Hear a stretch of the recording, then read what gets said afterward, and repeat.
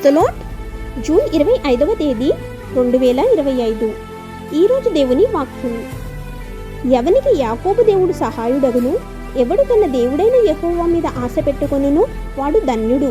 కీర్తనల గ్రంథం 146వ అధ్యాయం 5వ వచనం. ప్రియమైన సహోదరి సహోదరులారా, ఈ వచనం రెండు ముఖ్యమైన ఆలోచనలు తెలియజేస్తుంది. సహాయం మరియు ఆశ.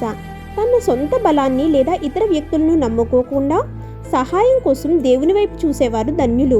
ఎందుకంటే దేవుడు నమ్మదగినవాడు, ఎప్పుడూ నమ్మకమైనవాడు. యాకోబు దేవుడు అనే పదం చరిత్ర అంతటా దేవుడు తన ప్రజలకు చూపించిన విశ్వాసాన్ని మనకి గుర్తు చేస్తుంది. ఆయన తరతరాలుగా తన వాగ్దానాన్ని నిలబెట్టుకున్న దేవుడు అని చూపిస్తుంది. దేవునిపై మనం నిరీక్షణ ఉంచటం వల్ల నిజమైన ఆనందం మరియు శాంతి లభిస్తాయని ఈ వచనం నొక్కి చెప్తోంది. డబ్బు, అధికారం లేదా నాయకులు వంటి భద్రత భూ సంబంధమైన వనరుల మాదిరిగా కాకుండా దేవుని సహాయం శాశ్వతమైనది, నమ్మదగినది మరియు ఓడిపోనిది.